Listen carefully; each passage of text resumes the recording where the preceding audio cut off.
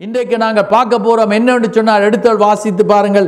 1 சாமுவேலின் புஸ்தகம் 2ஆம் அதிகாரம் 30ஆம் வசனம். 1 Samuel chapter 2 verse 30 என்ன சொல்லுகிறது? அதுல கடைசி பகுதியை வாசித்து பார்க்கும் வேளையில் சொல்லப்படுகிறது என்னவென்றால், வாசியுங்கள். அதுக்கு முதல்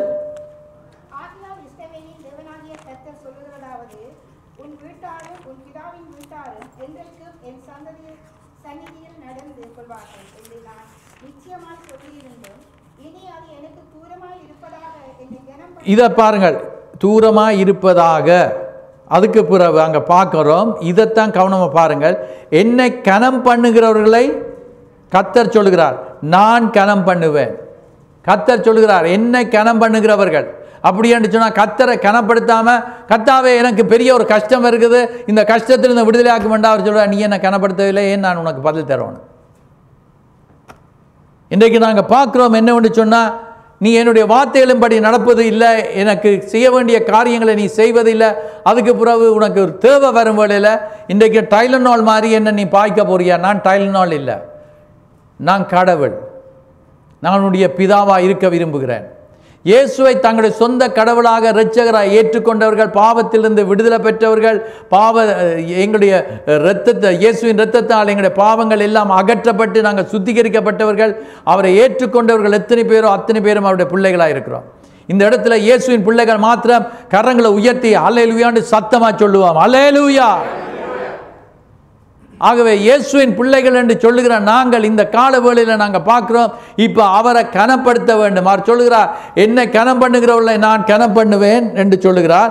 என்னை அசட்டை பண்ணுகிறவர்கள், I don't care for the word, வந்து சும்மா ஏனோ தானடா வர வேணுமே, சர்ச்சுக்கு போகணுமே, சர்ச்சுக்கு போகாட்டா யாரோ கால் பண்ணுவாங்களே, யாரோ ஒரு மெசேஜ் ஒன்று அனுப்புவாங்களே, உங்களை கரிசனையாக இருக்கிறதுனால தான், உங்களை அன்பு வைத்திருக்கிறதுனால தான். நாங்கள் அன்பின் தொல்லை சில வேளைகள் என்ன மெசேஜ் அனுப்பிக்க பார்க்க, ஓ மை காட், வருவன் தானே, ஒரு நாள் வருவன் தானே. இன்றைக்கு பாருங்கள், நீங்கள் அருமையான பிள்ளைகள், ஆண்டவர் உங்களை கூட்டிக் கொண்டு வந்திருக்கிறார்.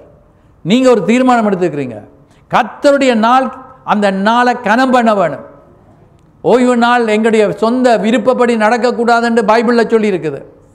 கர்த்தருடைய நாளில் நாங்கள் கர்த்தருடைய வீட்டுக்குள்ளே வரும் வழியில் பாருங்கள், நீங்கள் எல்லாரும் வந்திருக்கிறீங்க. எவ்வளவு தான் குளிராக இருந்தாலும், எத்தனை வருத்தங்கள் வந்தாலும், வியாதிகள் வந்தாலும், அப்பா வீட்டுக்கு நாம் போக வேணும். அதுவும் இன்றைக்கு திருவிருந்து ஆராதனை, இந்த ஒரு மாதத்துக்கு ஒருக்கா தான் இந்த சர்ச்சில் திருவிருந்து கொடுக்கப்படுகிறது என்று சொல்லிவிட்டு நீங்கள் எப்படியாயிலும் அந்த திருவிருந்தில் பங்கு பெற வேணும். ஏன்னா திருவிருந்தில் பங்கு பெறும் வழியில் அது ஒரு புது ஜீவனை தருகிறது, புது பலனை தருகிறது, கிறிஸ்துவோடு ஐக்கியம் வைத்திருக்கிறதை காண்பிக்கிறது. அவருடைய வருகைக்கு நான் ஆயத்தமாக இருக்க வேண்டும், அவருடைய வருகையை எதிர்பார்த்து கொண்டிருக்கிறேன் என்று சொல்லி அங்கே நாங்கள் அதில் பங்கு பெறுகிறோம். இன்றைக்கு அருமையான தேவனுடைய பிள்ளைகளை இந்த வசனத்தில் நாங்கள் பார்க்கும் வேளையில் சொல்லப்பட்டிருக்கிறது, என்னை அசட்டை பண்ணக்கூடாது என்று ஆண்டவர் சொல்கிறார். என்னை அசட்டை பண்ணுகிறவர்கள் கனஈனப்படுவார்கள். கனஈனம் படும் வேளையில் யோசிச்சு பாருங்கள் எவ்வளவு வேதனையாக இருக்கும். ஆகவே தான் நாங்கள் பார்க்குறோம் என்னவென்று சொன்னால், எப்பவும் தேவனுடைய ராஜ்யத்தின் பிள்ளைகள், 2 ராஜ்யங்கள் இருக்குது, பிசாசுடைய ராஜ்யமும் கர்த்தருடைய ராஜ்யமும். இயேசு எங்களுடைய தலைவர், பிசாசுடைய தலைவன் அவனுடைய ராஜ்யத்துக்கு. நீங்கள் எந்த ராஜ்யத்தில் இருக்கிறீங்கன்னு சொன்னால் கர்த்தருடைய ராஜ்யத்தில் இருக்கிறீங்க. நாங்கள் கர்த்தருடைய ராஜ்யத்தில் இருக்கிறோம். ஆகவே கர்த்தருடைய ராஜ்யத்தில் இதுதான் லைஃப் ஸ்டைல்.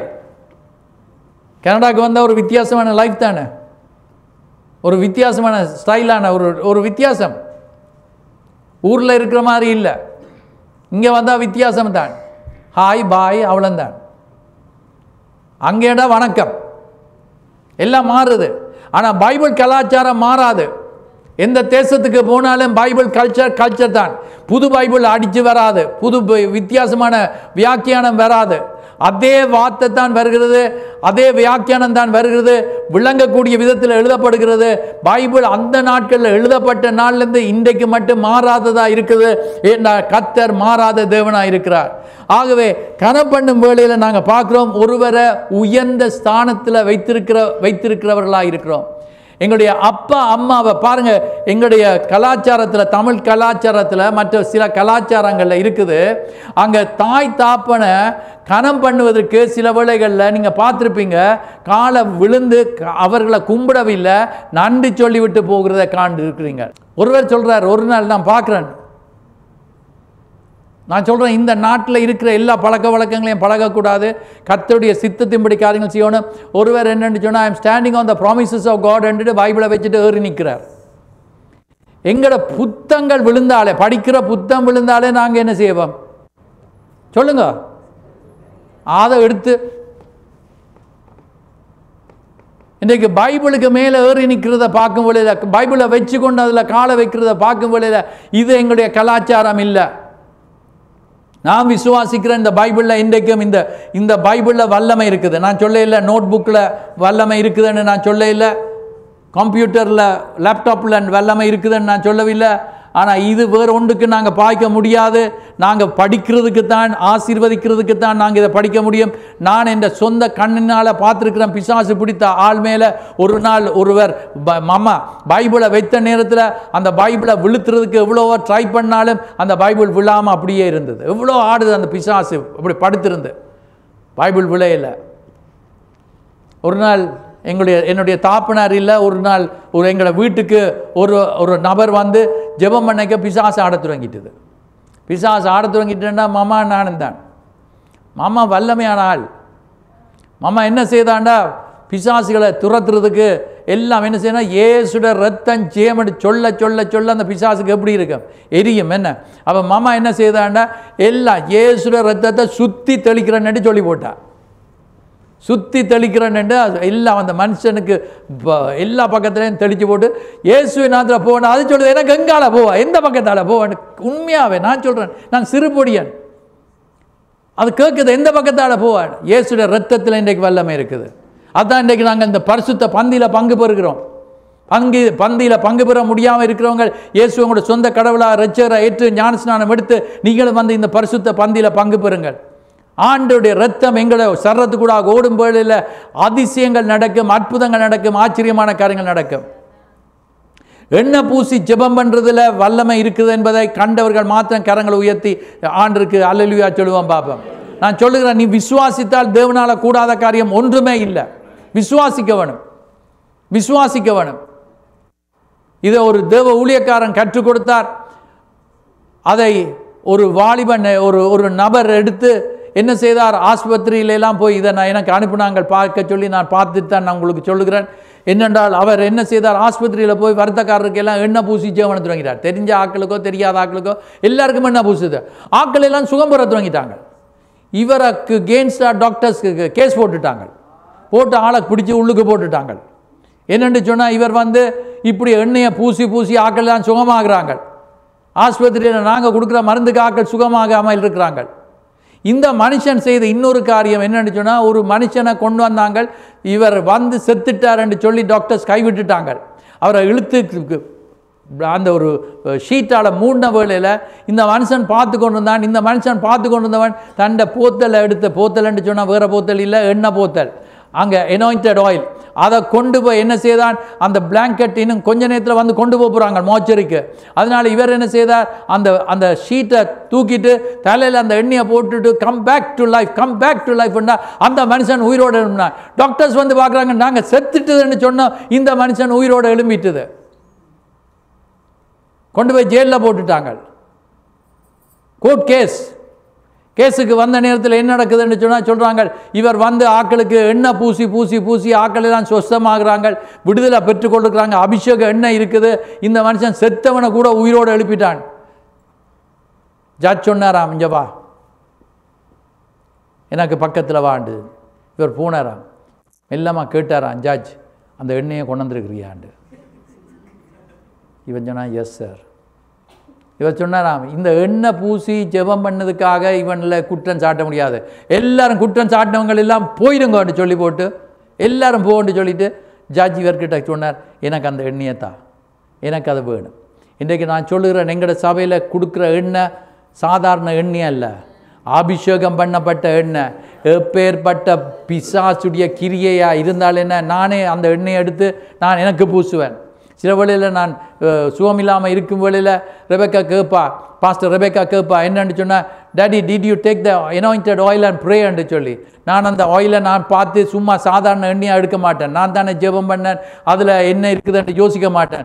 அதில் கர்த்தருடைய வல்லமை இருக்குது என்பதை நான் விசுவாசித்து அதை எடுத்து பூசும் வேளையில் அதிசயங்கள். இன்றைக்கு அம்மாவும் அதே காரியம்தான் செய்வா. எண்ணெய் எடுத்து தானே பூசுவா, எங்களை எடுத்து பூச சொல்லி ஜெபம் பண்ணுவா. ரெபெக்கா பாஸ்டர் ரெபெக்கா வந்தாண்டா எண்ணெய் எடுத்து பூசுவா, ஜெபம் பண்ணுவா. அற்புதங்கள் நடந்து கொண்டிருக்குது. எண்ணெய் அன்றைக்கு அபிஷேகம் செய்யும். கர்த்தரை கனப்படுத்தும் வேளையில் ஏண்டா வியாதிஸ்தர் மேலே எண்ணெயை பூசி ஜெபம் பண்ணுவார்கள், அப்பொழுது அவர்கள் சொஸ்தமாவார்கள். இன்றைக்கு ஆண்டவர் எங்களுக்கு தந்திருக்கிற அதிகாரத்தை நாங்கள் பாய்க்கிறோம். ஆகவே நாங்கள் கனப்படுத்துகிறோம். யாரை கனப்படுத்துகிறோம்? அங்கே எங்களுக்கு மேலாக இருக்கிறவர்கள், உயர்வில் இருக்கிறவர்கள், அவர்கள் கனப்படுத்தக்கூடிய அவர்களுக்கு நாங்கள் அவர்களை முதலிடம் கொடுக்க வேண்டும் என்று சொல்லி சில வீடுகளுக்கு போனீங்கன்னா சிலருக்கு முதலிடத்தை கொடுப்பார்கள். நீங்கள் பார்த்துருக்குறீங்களா? யாராலும் கனப்படுத்துகிற விருந்தினர்கள் வந்தால் அவர்களை கனப்படுத்துறதுல முதலிடத்தை கொடுப்பார்கள். அப்படிப்பட்டவர்களை நாங்கள் கனப்படுத்த வேண்டும். அவர்களுக்கு மிகப்பெரிய மதிப்பு கொடுக்கிறவர்களாக இருப்போம். இன்றைக்கு நீங்கள் பார்க்குறீங்களா, நாங்கள் எப்படி மதிக்கிறோம்? எங்களுடைய இயேசுவை நாங்கள் கனப்படுத்துகிறோமா? ஞாயிற்றுக்கிழமை என்று சொன்னால் நாங்கள் வேறு இடங்களுக்கு போய் கொண்டிருக்கிறோமா? பைபிள் ஸ்டடின்னு சொன்னால் வேறு பைபிள் ஸ்டடி இட்ஸ் ஓகே, அது கொஞ்சம் பேர் தான் போவாங்க. இன்றைக்கு நாங்கள் கர்த்தரை கனப்படுத்துகிறோம் என்று சொன்னால் கர்த்தருடைய வார்த்தையை படிக்க வேண்டும். ஏன்னா நாங்கள் கடைசி நாட்களுக்குள்ளே வந்து கொண்டு இருக்கிறோம், கடைசி காலத்துக்குள்ளே வந்து கொண்டிருக்கிறோம், பொல்லாத காலத்துக்குள்ளே வந்து கொண்டிருக்கிறோம். கர்த்தர் தாமே எங்களை பாதுகாக்க வேண்டும் என்று சொன்னார், சொல்லியிருக்கிறார். என்னை கனப்படுத்து, நான் உன்னை கனப்படுத்துவேன் என்று சொல்லுகிறார். ஆகவே தான் நாங்கள் பார்க்குறோம் என்னவென்று சொன்னால் எங்களுடைய வாழ்க்கையில் முதலிடத்தை கொடுக்கிறவர்களாக இருக்க வேண்டும். யோவான் எழுதின சுவிசேஷம் 12ஆம் அதிகாரத்துக்கு நாங்கள் போவோம்.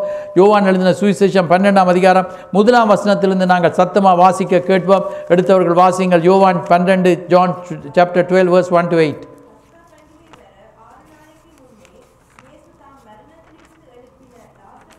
இப்போ லாசருடைய வீட்டுக்கு அவர் போறார். லாசரு வீட்டுக்கு போறார். மரித்த லாசரு உயிரோடு இருக்கிறான். இப்போ 12ஆம் அதிகாரம் 1ஆம் வசனத்தில் சொல்லுங்க, பெத்தானியாவுக்கு வந்தார். அவர் அங்கே டின்னருக்கு வந்தாராம்.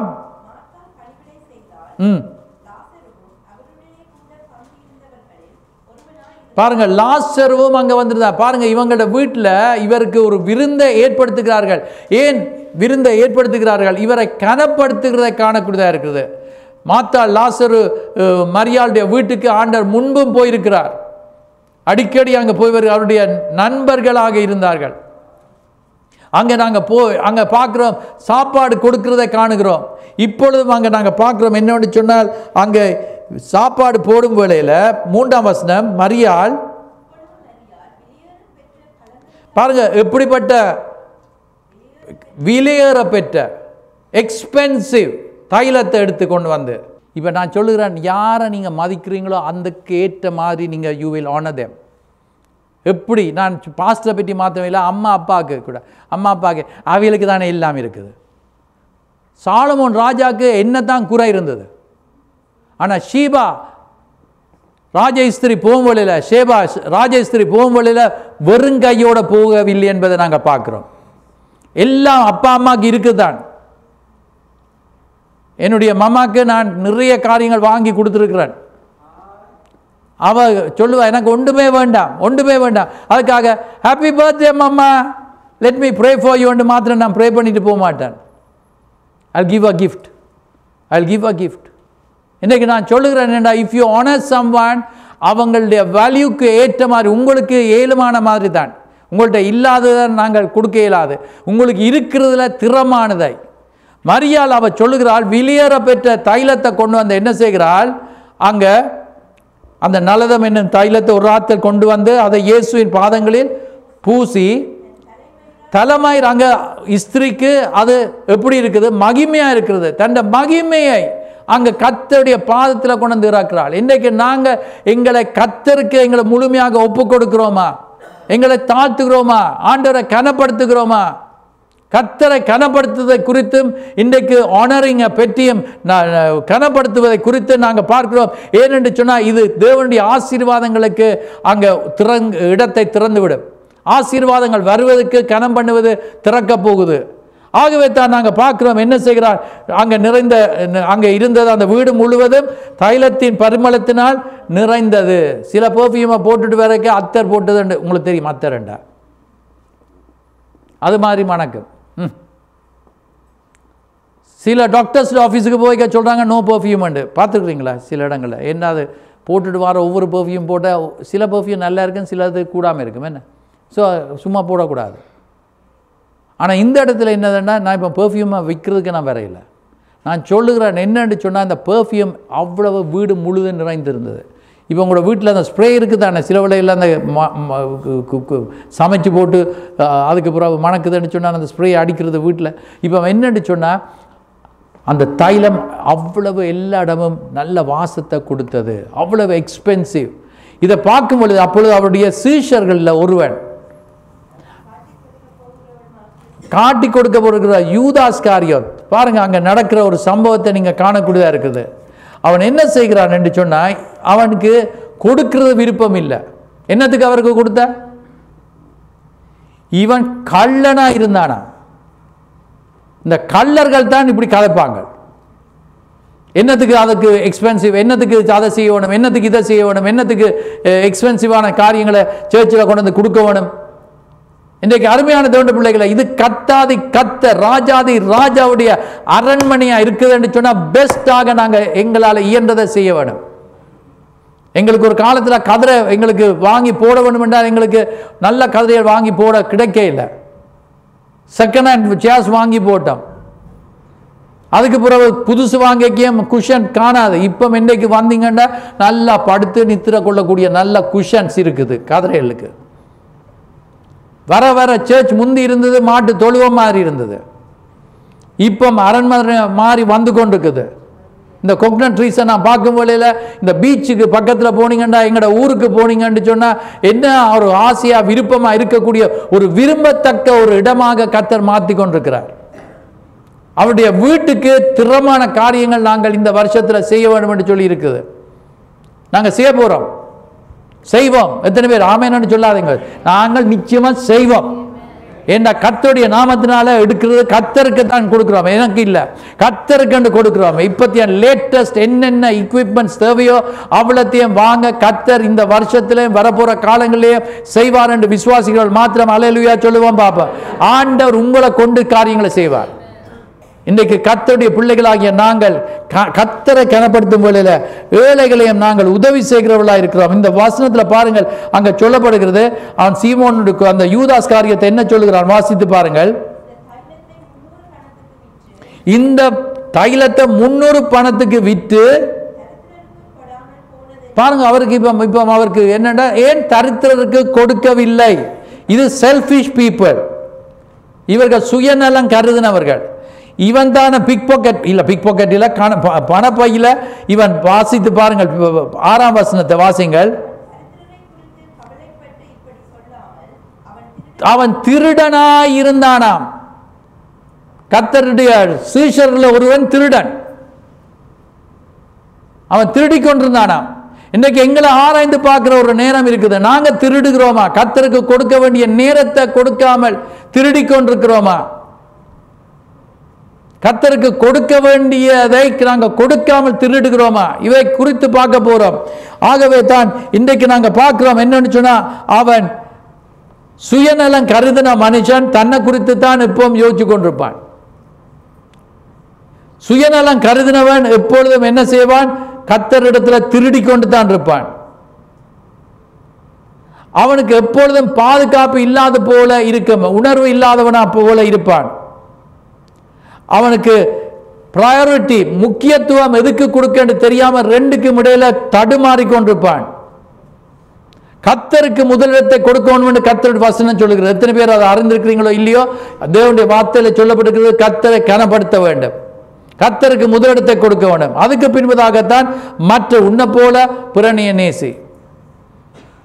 முதலாவது தேவனை நேசிக்க வேண்டும், அதுக்கு பிறகு தான் மற்ற அயலானை நேசிக்க வேண்டும்.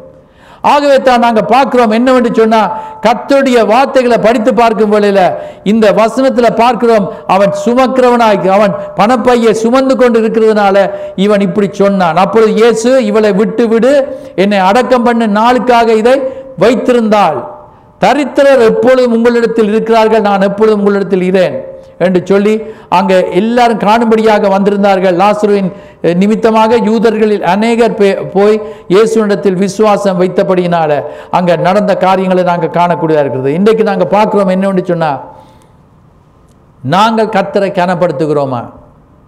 எங்களுடைய நேரத்தை, எங்களுடைய தாளந்துகளை கர்த்தருக்கு கொடுக்கிறோமா? எங்களுக்கு தந்ததை கர்த்தருக்கு நாங்கள் கொடுக்கிறவர்களா இருக்கிறோமா? மத்திய எழுதின சுவிசேஷம் 13ஆம் அதிகாரத்துக்கு போவோம் என்று சொன்னால் 54ஆம் வசனத்திலிருந்து வாசித்து பாருங்கள். மேத்யூ சாப்டர் 13 verse 54 இருந்து சொல்லப்படுகிறது. என்னவென்று சொன்னால், இயேசு அவர் வந்து தந்த ஊர்ல வந்து அங்க உபதேசம் பண்ணுகிறார். அவர்கள் ஆச்சரியப்பட்டு, இவனுக்கு இந்த ஞானமும் பலத்த செய்கைகளும் எப்படி வந்தது? ஏனென்று சொன்னால் பாருங்க, இவன் தச்சனுடைய குமாரன் அல்லவா? 55ஆம் வசனம், இவன் தாய் யோசே, சீமோன், யூதா என்பவர்கள்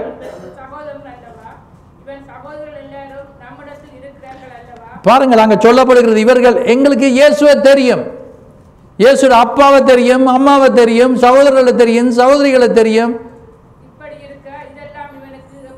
இவனுக்கு எப்படி இதெல்லாம் நடந்தது என்று சொல்லி பாருங்க. 57ஆம் வசனத்தில் வாசித்து பார்ப்பீங்க. அவரை குறித்து இடரல் அடைந்தார்கள். ஃபேமிலியரா இருந்தபடியினால. இன்றைக்கு எங்கட போதர நல்ல ஃபேமிலியராக நல்ல தெரியும். பாஸ்டர் வருவார், கதைப்பார், சிரிப்பார், விளையாடுவார், போவார். அதனால் இவர் மூலமாக என்ன நடக்க போகுது? ஆனால் இன்னொரு ஆள் இன்னொரு தேசத்திலிருந்து, ஆப்பிரிக்காவோ ஜிப்லோ எங்கேயோ இருந்து வந்திருக்கிறார். அவர் வந்துட்டு 2 வார்த்தை சொன்னால், நான் பிரசங்கம் பண்ண அதே பிரசங்கமாக இருக்கும், ஆனால் எனக்கிட்ட வந்து சொல்லைக்கு எப்படி இருக்கும் தெரியுமா? சொல்லுவாங்க, என்ன மாதிரி சேமன் இன்றைக்கு சூப்பராக இருந்தது பாஸ்டர். நான் யோசிப்பேன், மகனே மகளே, நான் இதை கத்தி கத்தி ஜெபம் பண்ணி களைத்து போய் பிரசங்கம் பண்ணியிருக்கிறேன். ஆனால் ஏன்னடா பாஸ்டர் நல்லா தெரியும். அதால் தான் சில பாஸ்டர்மார் நெடுகிலுமே ஊர் சுற்றி கொண்டே இருப்பாங்க, வரமாட்டாங்க தங்களோட சர்ச்சுக்கு. இருந்துட்டு வந்து பார்த்துட்டு போயிடுவாங்க. ஏன்னா வெளியில் போய்க்க மரியாதை இருக்குது. அவர் ஜெர்மனா அற்புதம் நடக்கும், இவர் ஜெர்மனா அதிசயம் நடக்கும், அப்படி ஒரு நம்பிக்கை. அவற்றை சேமனை கேட்டிங்களா யூடியூப்பில் இருந்து? இன்றைக்கு நான் சொல்லுகிறேன் என்னடா, கூட இயேசுவை பழக்கமாக இருந்ததுனால இன்றைக்கு அநேக அற்புதங்களை இயேசு செய்ய முடியாமல் போய்விட்டது. பாருங்கள், நாங்கள் சொல்லப்பட்டிருக்கிறது. அவர்கள் தன் 57ஆம் வசனத்தை வாசிங்கள். இடர்கள் அடைந்தார்கள். இயேசு அவர்களை நோக்கி, தீர்க்கதரிசி ஒருவன் தன் வீட்டில், எங்களோட ஓன் சர்ச்சில் அவனுக்கு கனவீனம், அவருடைய அவிசுவாசத்தின் நிமித்தம் அவர் அங்கே ஆண்டவர் அநேக அற்புதங்கள் செய்யவில்லை. இன்றைக்கு அற்புதங்கள் உங்களுக்கு நடக்க இல்லைன்னு சொன்னால் உங்களுக்கு தெரியும். அடுத்ததாக நாங்கள் பார்க்கும் வேளையில் அங்கே சொல்லப்பட்டிருக்கிறது என்னன்னு சொன்னால், கர்த்தரை நாங்கள் கனப்படுத்த வேண்டும். ஏன் நாங்கள் கர்த்தரை கனப்படுத்த வேண்டும்? மல்கியாவின் புஸ்தகம் 1ஆம் அதிகாரத்துக்கு திருப்பிக் கொள்வோம்.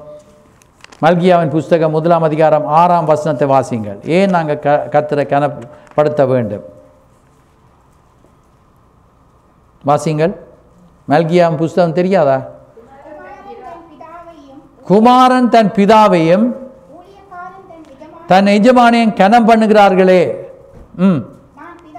நான் பிதாவா இருந்தால், if you are calling me father, இயேசு எங்களுடைய அப்பாவா இருக்கிறார்.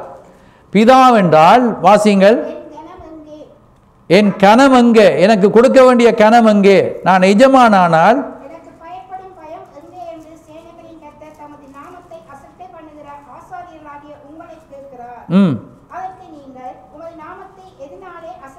எதனால அசட்டை பண்ணுகிறோம்? கனப்படுத்தவில்லையாம். இப்ப பாருங்க, பைபிளில் சொல்லி இருக்குது, ஒரு ஊழியக்காரனை, ஒரு தீர்க்கதரிசியை, ஒரு சீஷனை இயேசுவின் நாமத்தினால நாங்கள் கனப்படுத்தும் வேளையில் அது இயேசுவை கனப்படுத்தி பிதாவை கனப்படுத்துறதுக்கு சமன் என்று சொல்லி நாங்கள் படிக்கிறோம். இந்த கால வேளையில் நாங்கள் எவ்விதமாக கர்த்தரை கனப்படுத்துகிறோம்? பெரியவர்களை கனப்படுத்துகிறோம், எங்களுடைய பெற்றாரை கனப்படுத்துகிறோம், எங்களுக்கு மூத்தவர்களாக இருக்கிறவர்களை நாங்கள் எவ்விதமாக கனப்படுத்துகிறோம்? இவைகளை நாங்கள் பார்க்க வேண்டும். மல்கியா 1:6 படி நாங்கள் கர்த்தர் கேட்கிறார், எனக்கு கொடுக்க வேண்டிய கனம் எங்க? எங்களுக்கு விளங்கிக் கொள்ள வேண்டும். எங்களுக்கு எல்லா ஆசீர்வாதங்களும் அவர் தான் எங்களுக்கு ஜீவன். கர்த்தர் தான் எங்களுக்கு ஜீவன் தருகிறார். இந்த ஹார்ட் பீட் பண்ணுறது ஒருக்கா நிப்பாட்டிட்டுதுண்டா, கொஞ்சம் ரெஸ்ட் எடுத்துகிட்டு வாரேன்னுண்டா முடிஞ்சுது கதை. இன்றைக்கு எங்களுக்கு எல்லா ஜீவன் வாசித்து பார்ப்போம். அங்கே வசனத்தில் சொல்லப்பட்டிருக்கிறது. யாக்கோபுக்கு எழுதின நிருபம் 1 அதிகாரம் 7 வசனம். ஜேம்ஸ் சாப்டர் 1 verse 17 இல்லை 7 ஜேம்ஸ் 1:17 17 வசனம். அதுதான் நன்மையான எந்த ஈவும் எந்த பூர்ணமான வரமும் ஜோதிகளின் பிதாவிடத்திலிருந்து வருகிறது. இப்போ எல்லாம் கடவுளிடத்திலிருந்து வருகிறது.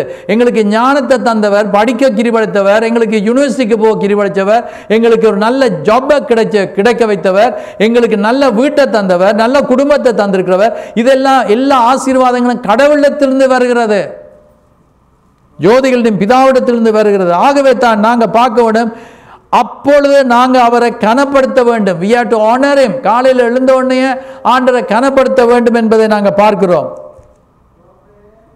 நாங்கள் அவரை கனப்படுத்தும் வேளையில் நாங்கள் வாசித்த அந்த வேத பகுதியில் 1 சாமுவேல் புஸ்தகம் 2 அதிகாரம் 30 வசனத்தின்படி அவரை கனப்படுத்தும் வேளையில் அவர் எங்களை கனப்படுத்துகிறவராயிருக்கிறார். எங்களுக்கு இல்லாத ஒரு காரியத்தை ஆண்டவர் எங்களுக்கு தருகிறவராயிருக்கிறார். எங்களுடைய வாழ்க்கையில இல்லாத ஒரு காரியத்தை ஆண்டவர் எங்களுக்கு தர சித்தமுள்ளவராயிருக்கிறார். நாங்கள் கர்த்தரை கனப்படுத்தும் வேளையில அறுவடை எங்களுக்கு கிடைக்கும். அறுவடை எங்களுக்கு கிடைக்கும். we will be reaping rewards என்று சொல்லி காணக்கூடியதாக நாங்கள் எந்த அளவுக்கு நாங்கள் கர்த்தரை கனப்படுத்துகிறோமோ அந்த அளவுக்கு எங்களுக்கு அறுவடை இருக்குது. உங்களுக்கு தெரியும், நீ எதை விதைக்கிறாயோ அதை அறுப்பா என்று சொல்லப்பட்டிருக்குது. நாங்கள் கனத்தை கொடுப்போம்டா கர்த்தருக்கு. சேர்ச்சில் வந்து நித்திர கொள்றது இல்லை. நான் சொல்கிறேன், இப்போ வருத்தமாக இருக்கிற ஆக்கள் நான் கதைக்கையில், வயது போன ஆக்களை கதைக்கையில் அவங்களுக்கு இங்கே தான் ஒரு நிம்மதி. ஸோ அது பரவாயில்ல, அது இட்ஸ் ஓகே. ஆனால் நான் சொல்கிறேன் என்னென்னு சொன்னால், இந்த துள்ளி விளையாடுற பொடியங்களும் பெட்டியலும் இருக்கிறாங்களே, நான் இந்த தமிழில் சொல்கிறது உங்களுக்கு விளங்குது என்ன? விளங்காத இங்கிலீஷில் அவங்களுக்கு சொல்லிக் கொடுங்க. உங்களை தான் சொல்கிறார் ஆக்கமெண்டு. என்னென்னா அப்படிப்பட்டவங்க வந்துட்டு வாய்க்குள்ளே இழியான போடும். நான் ஜெபம் பண்ணுறேன், நான் உண்மையாக சொல்கிறேன். நான் வீட்டில் போய் ஜெபம் பண்ணுவேன், பேர் சொல்லி சொல்லி ஜெபம் பண்ணுவேன். இன்றைக்கு ஆண்டவர் தாமே எங்களுடைய பிள்ளைகள் நல்லா இருக்கணும்னு விரும்புகிற ஆக்கள் மாத்திரம் கரங்களை உயர்த்தி அல்லேலூயா சொல்லுங்க. இந்த பிள்ளைகள் நல்லா இருக்கணும்னு சொல்லி கர்த்தர் நிச்சயமாக செய்வார். நீங்கள் தான் பிள்ளைகளை கவனிக்கணும். அவங்கள விடாமல் முன்னுக்கும் பின்னுக்கும் திரிஞ்சு கர்த்தருடைய வீட்டுக்கு வா, அதை செய் இதை செய் என்று சொல்லி அவங்கள வழி நடத்துகிறவங்களாக இருக்கணும். என்னென்று சொன்னாங்க, நாங்கள் பார்க்குறோம் ஆண்டவரை கனப்படுத்தும் வேளையில். இன்றைக்கு நான் இதை டீச் பண்ணுறேன். நீங்கள் எத்தனை பேர் பெற்றுக்கொள்கிறீங்களோ இல்லையோ தெரியாது, நான் விசுவாசிக்கிறேன் நீங்கள் ஆசீர்வாதத்தை பெறுவீங்க. இதை ரிசீவ் பண்ணும் வேளையில் ஆண்டவர் சொல்லுகிறார் என்னவென்று சொன்னால், is going to reward you. When you honour God, God is going to reward you. எங்களை மக்கள், ரெண்டாவதாக மக்கள், they will treat us in the proper way. எங்களை எப்படி எங்களை உபசரிக்க வேணுமோ, எப்படி எங்களை வழிநடத்த வேணுமோ அதுபோல் ஆக்கள் எங்களை ட்ரீட் பண்ணுவார்கள். மூன்றாவது என்னவென்று சொன்னால், நாங்கள் தயவு பெற ஆரம்பிப்போம். we will find favor. when we honor God, we will find favor not only from God but from men. இதுக்கு உதாரணம் எங்களுக்கு தெரியும். யோசேப்பு போன இடம் எல்லா இடத்துலையும் அவனுக்கு கஷ்டங்கள் இருந்தாலும் எல்லா இடத்துலையும் தயவு பெற்றான். இன்றைக்கு நான் சொல்லுகிறேன் என்னென்னு சொன்னால், கனம் பண்ணுறதுல முந்திக் கொள்ளுங்க. ஏன் எங்களுடைய ஜெபங்களுக்கு பதில் இல்லை தெரியுமா? ஒற்றுமை இல்லை, ஒருவரை கனப்படுத்துறது இல்லை. அதனால் எவ்வளோத்துக்கு கூத்தாடினாலும் இந்த உங்களுக்கு தெரிந்தான பாகாலுடைய தீர்க்கதரிசிகள் எல்லாம் கத்தி குளர்னாங்கள். எலியா பகுடியெல்லாம் விட்டார். அது இன்னொரு நேரம் போய் பார்த்து பாருங்க. அலுவலாக இருப்பார். அப்படி என்று சொன்னால் வாஷ்ரூமுக்கு போயிருப்பார்ன்றது தான் அது மீனிங். அது அலுவலாக இருப்பார். அப்படி நாங்கள் எவ்வளோ தான் ஜெபம் பண்ணாலும் கிடைக்காது, பதில் கிடைக்காது. இன்றைக்கு நான் சொல்லுகிறேன் என்னன்னு சொன்னால், ஆண்டவரை கனப்படுத்தும் வழியில் எங்களோட பிரதர்ஸ் சிஸ்டர்ஸை நாங்கள் கனப்படுத்துவோம், எங்களோட அப்பா அம்மாவை கனப்படுத்துவோம்.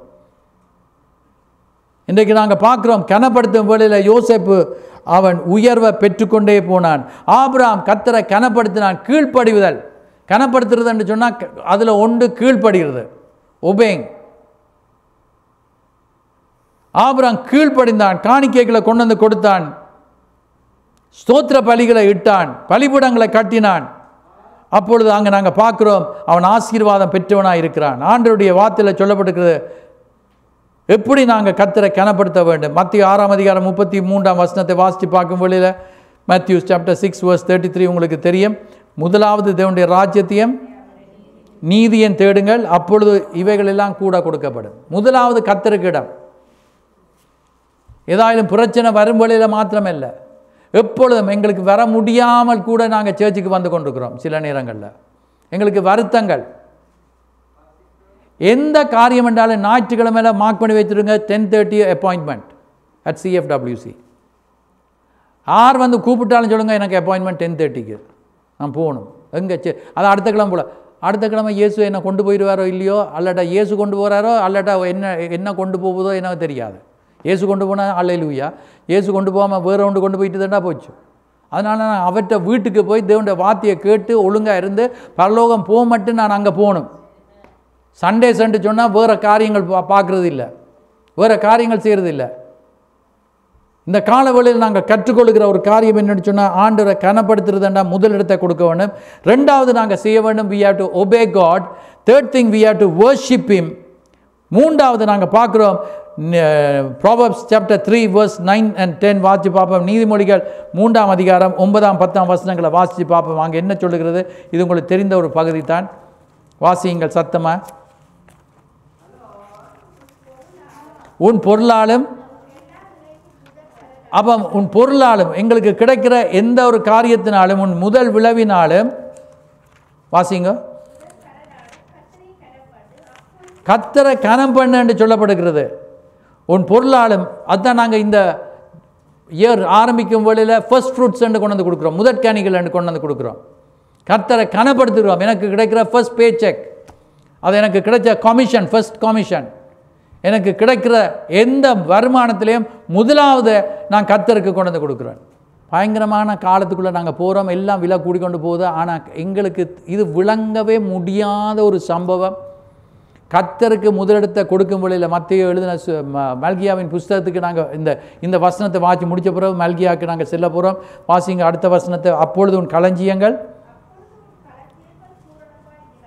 உன் ஆலைகள் திராட்சரசம் புரண்டோடும், எல்லாம் களஞ்சியங்கள், உன் பான்ஸ் வில் பிகம் ஃபுல். எல்லா இடமும் எப்பவும் பார்த்தா ஃப்ரிட்ஜ் காஞ்சி போயிருக்காது. ஃப்ரிட்ஜை திறந்து பார்த்தா ஃப்ரிட்ஜில் நிறைய இருக்குது. அங்கே போனால் இங்கே போனால் அதை பார்த்தா இது பார்த்தா ஆண்டு தேவையானது எல்லாத்தையும் தருவார். ஒரு குறையும் இருக்காதபடி ஆண்டு நிறைவேற்றுவார். எத்தனை பேர் அதை விசுவாசிக்கிறீங்க? இந்த பஞ்ச காலத்தில், கஷ்டமான காலம் என்று எல்லாரும் பயந்து கொண்டிருக்கிற காலத்தில் கர்த்தரை நம்புகிற பிள்ளைகளுக்கு கர்த்தர் செழிப்பாக வச்சிருக்க போகிறார். நல்லா இருப்பீங்க, நல்லா பெட்டராக தான் வருவீங்க. ஏன்னா கர்த்தருடைய பிள்ளைகள் நாங்கள். இது எங்களுக்கு விளங்காது எப்படி என்று, ஆனால் எங்களுக்கு தெரியும் எங்களுடைய தேவன் மிரக்கிள் ஒர்க்கிங் காட். அதுதான் எனக்கு தெரியும். ஆண்டவர் பாருங்கள், நான் கணக்கு பார்த்துருக்கிறேன். முன்பு எனக்கு கிடைக்கிற வருமானத்தையும் எனக்கு இருக்கிற செலவையும் பார்த்தா செலவு கூடுதலாக இருக்கும், வருமானம் குறைவாக இருக்கும். ஆனால் எந்த விதத்திலையும் குறை இல்லாதபடி கர்த்தர் என்னை ஆசீர்வதித்து கொண்டிருக்கிறார். இன்றைக்கு தான் கணக்கு பார்க்குறது இல்லை. என்ன கர்த்தர் அப்படி ஆசீர்வதித்து கொண்டிருக்கிறார். ஆக்களுக்கு எங்கள் மேலே எரிச்சல் வரும், பொறாமை வரும். ஈசாக்கு மேலே அப்படி பொறாமை கொண்டார்கள். பைபிளில் பார்க்கணும் தானே. உங்கள் மேலே ஆக்களுக்கு பொறாமை வரும். இவங்களுக்கு எங்கால இந்த உடுப்பு, இவங்களுக்கு எங்கால இந்த காசு, இவங்களுக்கு எங்கால இப்போ வெக்கேஷன். நான் வந்த புதுசில் எங்களுடைய சீனியர் பாஸ்டர் அவர் ஒருக்கா மெக்சிகோ போனார். அப்போ எனக்கு மெக்சிகோ எங்கேன்னு தெரியாது, தெரியும். ஆனால் என்னடா மெக்சிகோ போகிறாருன்னு பெரிய ஒரு இது எனக்கு. இப்போ நீங்கள் எல்லாம் மெக்சிகோவில் போயிட்டு என்று வந்திருக்கிறீங்க, எனக்கு தெரியும். ஆனால் ஃபஸ்ட் டைம் அவர் போய்க்க நான் சொல்லிச்சேன் மெக்சிகோ. அதுக்கு பிறகு வந்து ஒரு கொஞ்சம் மாத்திரம் திரும்பவும் போகிறாராம். எங்கே போகிறார்? திரும்பவும் மெக்சிகோ. நான் சொன்னேன், மை காட், இந்த ஆளுக்கு வெக்கேஷன் போகக்கூடியதா இப்படி இருக்கிறாரு என்று. ஆனால் இன்றைக்கு எனக்கு தெரியும் எங்களுடைய தேவன் அப்படித்தான் தன்னை பிள்ளைகளை, ஊழியர்களை அப்படி தான் வச்சிருப்பார். நீங்கள் ஹாலிடேக்கு நல்லா போகக்கூடியதாக, நீங்கள் வீட்டில் இருக்கக்கூடியதாக, நீங்கள் வாக்குக்கு போகக்கூடியதாக, ஆனால் உங்களுக்கு பேங்க் அக்கௌண்ட் அங்கே கூடிக்கொண்டே போகக்கூடியதாக கர்த்தர் செய்து கொண்டிருப்பார். கர்த்தருக்கு முதலிடத்தை கொடுக்கிறவனுக்கு, கனம் பண்ணுகிறவனுக்கு நான் சொல்கிறேன், எல்லாம் கூடிக்கொண்டு போனாலும் எவ்வளோ தான் பிரச்சனைகள் வந்தாலும் கர்த்தரை கனப்படுத்துகிறவர்களுக்கு ஆண்டவர் சொல்கிறார், உன் எல்லா அந்த வசனத்தில் உன் பொருளாலும் உன் எல்லா விளைவின் முதற் முதல் பலன் கொடுக்க வேணும். முதல் காரியங்கள் கொடுக்க வேணும். மல்கியாவின் புஸ்தகம் 3ஆம் அதிகாரம் 6ஆம் வசனத்துக்கு வாசிக்க தொடங்குவோம். மல்கியாவின் புஸ்தகம் 3ஆம் அதிகாரம் 6ஆம் வசனத்தை வாசிங்கள். ஆண்டவர் சொல்லுகிறார், நான் கர்த்தர், நான் மாறாதவர் என்று சொல்லுகிறார். நீங்க நிர்மூலமாக இல்லை, நீங்க நிர்மூலமாக போக மாட்டீங்க, அழிந்து போக மாட்டீங்க, ஒன்றுமில்லாம போக மாட்டீங்க. கர்த்தர் சொல்லுகிறார், நான் கர்த்தர். வாசிங்கள் அடுத்த வசனம். நீங்க இந்த கட்டளைகளை கைக்கொள்ளாமல், இப்போ யாராயிலும் இந்த வார்த்தைகளை கேட்கும் வேளையில் நீங்க அப்படி விலகி போயிருந்தால் இன்றைக்கு திருந்தக்கூடிய ஒரு நேரம், மனம் திரும்புகிற ஒரு நாள். கர்த்தர் எங்களோடு பேசுகிறார். ஏண்டா இந்த வருஷங்களில் பாருங்க, கர்த்தர் எங்களை பெரிய காரியங்கள் செய்ய விரும்புகிறார். எங்களை கொண்டு பெரிய காரியங்கள் நடப்பிக்க வல்லவராக இருக்கிறார். எங்களுக்கு இந்த பெரிய சேர்ச்சை தந்ததுக்கு காரணம் என்ன? இடத்தை நிரப்புறதுக்கு கர்த்தர் செய்வார். சும்மா வெறுமையாக இருக்க பிசாசுக்கு விருப்பம் இல்லை. அதான் அவன் இந்த சேர்ச்சுக்கு வாரதையே நிப்பாட்டுறான். ஆனால் நாங்கள் கர்த்தருடைய நாமத்தினால முறி அடித்து கொண்டு போவோம். தடைகளை உடைக்கிறவர் நமக்கு முன்பதாக செல்லுகிறார். நம்முடைய தேவன் அவர் எங்களுக்கு முன்பதாக செல்லுகிறார். செருபாபேலுக்கு முன்பதாக, நீ பெரிய பர்வதமே, நீ எம்மாத்திரம், நீ தரமட்டமாகி விடுவாய், சமபூமி ஆகுவாய். உங்களுக்கு முன்பதாக, எங்களுக்கு முன்பதாக இருக்கிற எல்லா தடைகளையும் உடைக்கிற தேவனுக்கு எல்லாரும் அல்லேலூயா சொல்லுவோம் பாப்போம். அல்லேலூயா. நீங்கள் சொல்லும் வழியில், நீங்கள் இதை சொல்லும் வழியில், கேட்கும் வழியில் உங்களுடைய வாழ்க்கையில் அல்லாட்டா காரை ஸ்டார்ட், நல்ல புது கார் தான் ஸ்டார்ட் பண்ண, புது கார் தான், என்னடா புது கார் இன்னும் வாரண்டி இருக்குது, ஸ்டார்ட் பண்ணாமல் போயிடும். என்னது தெரியுமா? எங்களை ஆசீர்வதிக்கிறவருக்கு தான் நான் அல்லேலூயா சொல்ல சொன்னேன். எனக்கா அல்லேலூயா சொல்ல சொன்னேன். எல்லாரும் அல்லேலூயா கர்த்தருக்கு சொல்லுங்க பாப்பா. எல்லாரும் சத்தமாக அல்லேலூயா. இதை சொல்ல சொல்ல சொல்ல தடைகள் உடைச்சி கொண்டு போகும். இப்போ அல்லேலூயா சொல்லாதால பிசாசு பார்த்து இது நம்ம ஆள் போல இருக்குது. நான் சும்மா சொல்லல, நீங்கள் விளையாட்டாக எடுக்க வேண்டாம், ஃபன்னாக எடுக்க வேண்டாம். நான் சொல்லுகிறேன் என்னென்னு சொன்னால், கர்த்தருடைய நாமம், இயேசுவின் நாமம், அவருடைய நாமம். இந்த இன்றைக்கு காலையில் பாட்டு பாடும் வேளையில் இயேசுவின் நாமத்தை சொல்ல சொல்ல காரியங்கள், ஆண்டவர் மகிமையான காரியங்கள் நடப்பிப்பார். எப்போ நாங்கள் துதிகளின் மத்தியில் வாசம் செய்கிற தேவன் என்றால், நாங்கள் துதிக்கும் வேளையில் ஆண்டவர் அந்த இடத்துல வந்து இறங்குறவராக இருக்கிறார். நாங்கள் வார்த்தையை கேட்குறோம். என்னத்துக்கு தெரியுமா? பாருங்கள், நாங்கள் ஸ்கூலுக்கு போகிறோம், யூனிவர்சிட்டிக்கு போகிறோம். என்னத்துக்கு? விளையாடுறதுக்கா போடுறோம்? படித்து முன்னேறுவதுக்கு, நல்ல வாரதுக்கு தான். சர்ச்சுக்கு என்னதுக்கு வாரம்? நல்ல முன்னேறி கர்த்தர் எங்களுக்கு செய்திருக்கிற நன்மைகளுக்கு நன்றி சொல்லி ஒரு செலிப்ரேஷனுக்கு நாங்கள் வருகிறோம், கொண்டாடுவதற்கு வருகிறோம். கர்த்தர் எனக்கு கடந்த நாட்களில் இவ்விதமாக செய்தார், கர்த்தர் என்னை பாதுகாத்தார், கர்த்தர் என்னை வழிநடத்துகிறார், நான் இவ்விதமாக சென்று வருகிறேன், கர்த்தர் என்னை பாதுகாத்து கொண்டிருக்கிறார், கர்த்தர் என்னோடு கூட இருக்கிறார், தீங்கிலிருந்து விலக்கி காப்பாற்றுகிறார், என்னை உயிரோடு வச்சிருக்கிறார். இந்த தேவனுக்கு நன்றி சொல்ல நான் வந்திருக்கிறேன். இன்றைக்கு தேவனுடைய வார்த்தையை நான் கேட்க வந்திருக்கிறேன். இன்னும் பலனடைய நான் வந்திருக்கிறேன். இதுக்கு தான் நாங்கள் வருகிறோம், கர்த்தரை ஆராதிப்பதற்காக. வாசித்து பாருங்கள், இன்னும் சொல்லப்படுகிறது, என்னிடத்துக்கு திரும்புங்கள் என்று கர்த்தர் சொல்கிறார், அப்பொழுது உங்களிடத்துக்கு திரும்புவேன். கர்த்தர் சொல்லுகிறார். வாசியுங்கள். எந்த விஷயத்தில் திரும்ப வேண்டும் ஆண்டவரே? பாருங்க, ஆண்டவர் இன்றைக்கு எங்களோடு பேசுகிறார். யூடியூப்ல கேட்கிற ஆக்களுக்கும் கர்த்தர் பேசுவாராக. யாரெல்லாம் கேட்க வேணுமோ, எல்லாம் யாரெல்லாம் திரும்ப வேணுமோ கர்த்தர் எந்த விஷயத்தில் ஐயா நாங்கள் திரும்ப வேணும், பாஸ்டர்கிட்ட வந்து நல்லா அவருக்கு கொண்டு வந்து சாப்பாடு நல்லா கொடுத்துடலாம். சாப்பாடு கொடுக்குற ஆக்களுக்கு நான் சொல்லலை, நான் சொல்கிறேன். ஆனால் எந்த விஷயத்தில் திரும்ப வேண்டும்? ஆண்டவர் சொல்லுகிறார். வாசியுங்கள். கடவுளை வஞ்சிக்கலாமா? அப்பாடா, நீங்கள் என்னையே வஞ்சிக்கிறீங்க. எதில் வஞ்சித்தோம் என்கிறீர்கள்? இது நான் சொல்ல இல்லை. ப்ராஸ்பரஸாக இருப்பதுக்கு பிரசங்கம் பிழையாண்டது அல்ல, ஆனால் அதை மாத்திரம் பிரசங்கம் பண்ணக்கூடாது. கர்த்தரை தொழுது கொள்கிறவர்கள் ஆவியோடும் உண்மையோடும் தொழுது கொள்ள வேண்டும். பரிசுத்தம் இல்லாமல் ஒருவனும் தேவனை தரிசிக்க முடியாது. ஆண்டவர் சொல்லுகிறார் என்னவென்று சொன்னால், தசம பாகங்களும் காணிக்கைகளிலும் நீங்கள் என்னை வஞ்சிக்கிறீங்க.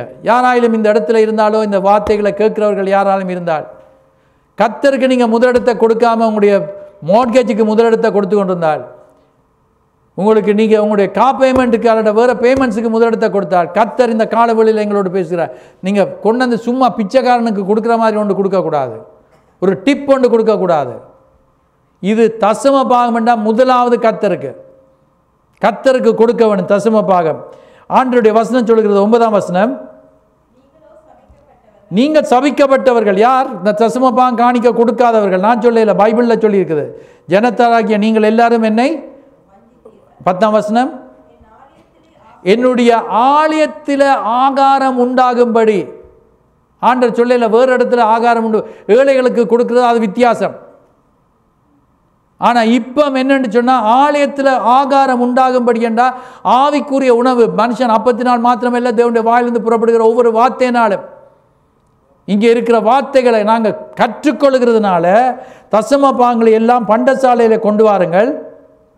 வாசியுங்கள்.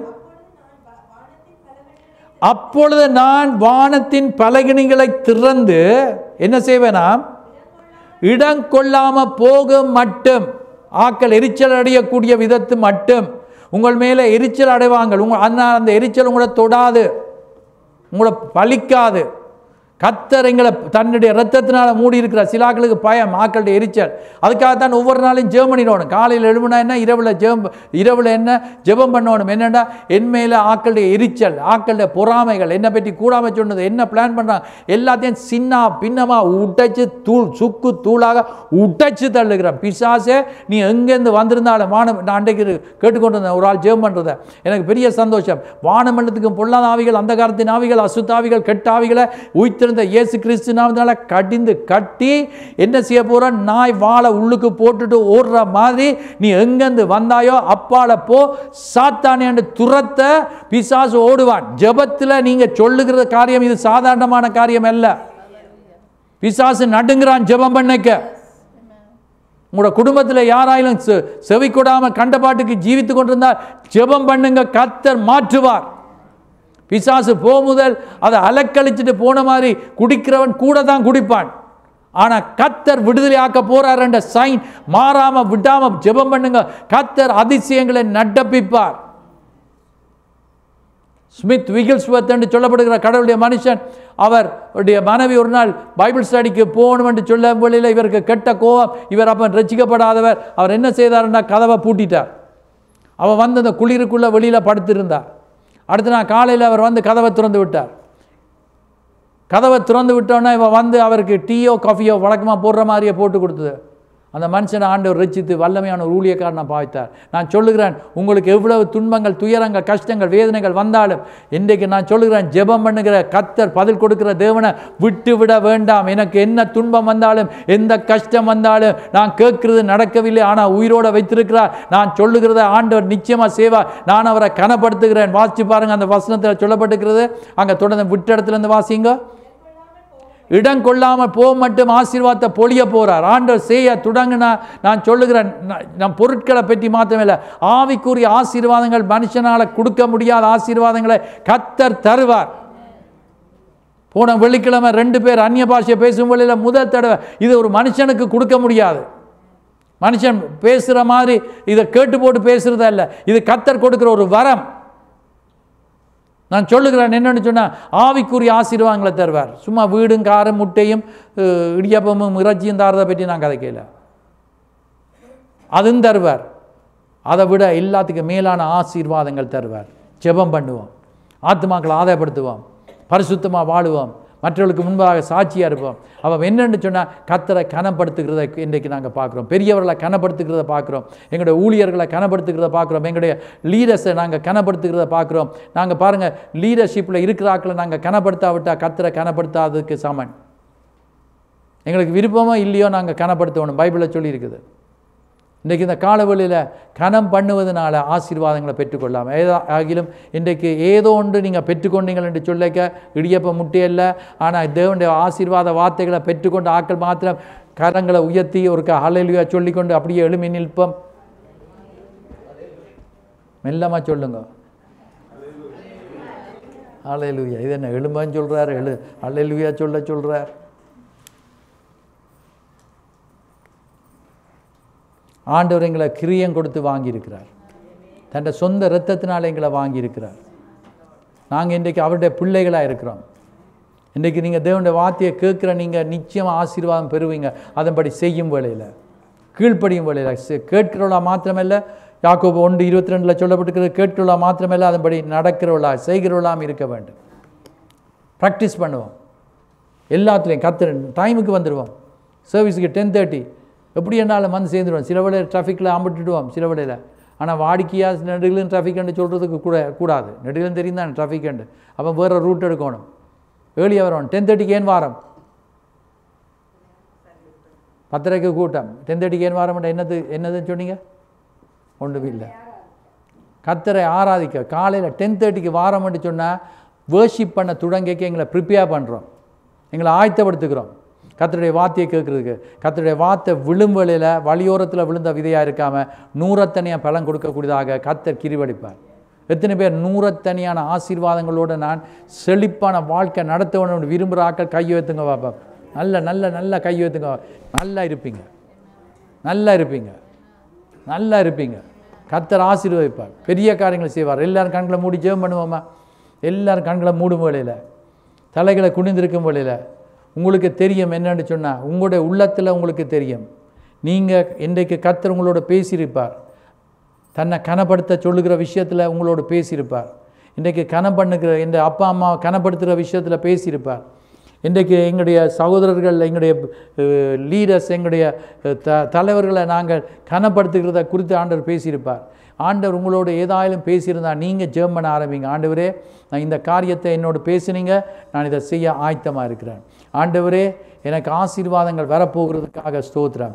நான் கீழ்ப்படிய போகிறேன். நான் தொடக்கத்தில் இருந்தே நான் இந்த நாளில் உங்களுடைய வார்த்தைக்கு இணங்க கீழ்ப்படிந்த நேரத்தை உங்களுக்கு கொடுக்க போகிறேன். நேரத்தோடு நான் சர்ச்சுக்கு வர போகிறேன். நான் ஜெபம் பண்ண போகிறேன். தசமபாங்களை கொண்டு வந்து கொடுக்க போகிறேன். காணிக்கைகளை கொடுக்க போகிறேன். ஆண்டவரை எல்லாத்துலேயும் நான் உண்மை உள்ளவனாக இருக்க போகிறேன். எனக்கு விளங்குறது இல்லை சில விஷயங்கள், ஆனால் நீங்கள் சொல்கிறபடி நான் செய்கிறேன். I believe you, I trust you, so I going to obey you. அவ்வளோந்தான் ஆண்டவரே. உங்களை கனப்படுத்துகிறேன் சொல்லும் வழியில் கர்த்தர், நீங்கள் ஜெபம் பண்ணும் வழியில் கர்த்தர் அந்த ஜெபங்களை கேட்கிறவராக இருக்கிறார். பெரிய காரியங்களை செய்வார். உங்களை கொண்டு ஆண்டவர் அநேகரை தொட ஆயத்தமாக இருக்கிறார். உங்களை கொண்டு அநேகர் ஆசீர்வாதம் பெற்றுக்கொள்ள கர்த்தர் கிருபையளிக்கிறவராக இருக்கிறார். உங்களுடைய கரங்கள் ஆசீர்வதிக்கப்பட்ட கரங்களாக மாறுவதாக. உங்களுடைய கரங்களை நீங்கள் எதில் வைத்தாலும் அது அப்படியே பழுகி பெருகக்கூடியதாக கர்த்தர் செய்ய வேணுமென்று சொன்னால், இன்றைக்கு கனம் பண்ணுகிறத படித்து கொண்டீங்க, இன்றைக்கு அதன்படி செய்ய உங்களை ஒப்புக் கொடுங்க. You will be prosperous, you will be blessed. நீ போக்கிலும் வரத்திலும் நீ ஆசீர்வாதமாக இருப்பாய் என்று சொன்ன அந்த வாக்கு தத்தத்தின்படி கர்த்தர் காரியங்களை செய்வார். எல்லா கண்கள் மூடி இருக்கும் பொழுது ஜெபம் பண்ணுவோம். எனக்காக ஜெபம் பண்ணுங்கள். I am agreeing with you, Pastor. Today I am obeying the word of God. I want prayer. இன்றைக்கு pray for me. We will pray together. நாங்கள் ஜெபம் பண்ணுவோம் என்று சொல்கிற ஆக்கள், ஜெபம் வேணும் என்று சொல்கிற ஆக்கள் மாத்திரம் கரங்களை உயர்த்துங்க. நான் உங்களுக்காக நான் சேர்ந்து ஜெபம் பண்ண போகிறேன். கரங்களை கீழே விடுங்க. பிதாவே, இந்த கால வேளையில் சுவாமி கரங்களை உயர்த்தினவர்களை நீங்கள் கண்டீங்கள். யாரெல்லாம் ஆண்டவா உங்களை கனப்படுத்த, ஆண்டவா எந்த விதத்தில் கனப்படுத்த என்று சொல்லி அவர்கள் தீர்மானித்திருக்கிறார்களோ அந்த ஜெபங்களை ஆண்டவா, அவங்களுடைய இருதயத்தை ஆண்டவா, அவங்களுடைய நினைவை, அவங்களுடைய தீர்மானங்களை நீங்கள் அறிந்திருக்கிறதுனால இப்பொழுது அவர்களுடைய தீர்மானங்களை கடைப்பிடிக்க உதவி செய்யும்படி கேட்கிறேன். இப்பொழுது நான் அவர்களோடு சேர்ந்து நான் ஜெபம் பண்ணுகிறேன். 2 பேர் ஒருமனப்பட்டு எந்த காரியத்தை கேட்டாலும் செய்வேன் என்று சொல்லியிருக்கிறீங்க. ஆகவே ஒருமனப்பட்டவர்களாக நாங்கள் ஜெபம் பண்ணுகிறோம். எங்களுடைய சபையில் இருக்கிற பிள்ளைகளும் ஆண்டவா, இந்த நேரத்தில் இந்த வார்த்தைகளை கேட்கிறவர்களும் ஒவ்வொருவரும் செழிப்பான வாழ்க்கையை நடத்த, சுகம் பெற, ஆரோக்கியத்தோடு இருக்க, பாதுகாப்போடு இருக்க, அன்பின் ஆண்டவர் குறைவில்லாமல் நிறைவாக இருக்க, சமாதானத்தோடு இருக்க, சந்தோஷத்தோடு இருக்க ஒவ்வொருவருக்கும் உதவி செய்யும்படி கேட்கிறேன். உங்களோட பரம கரங்களில் எங்களை ஒப்பு கொடுக்கிறோம். நீங்கள் பாதுகாத்து வழிநடத்தும்படி இயேசுவின் நாமத்தில் கேட்கிறோம் பிதாவே, ஆமென். நம்முடைய கர்த்தராகிய இயேசு கிறிஸ்துவின் கிருபை, தேவனுடைய அன்பு, பரிசுத்த ஆவியானவருடைய ஐக்கியம் அவருக்காக வாழ ஒப்பு கொடுத்திருக்கிற ஒவ்வொருவரோடும் இன்றும் என்றும் சதா காலங்களிலும் எப்பொழுதும் இருப்பதாக, ஆமென்.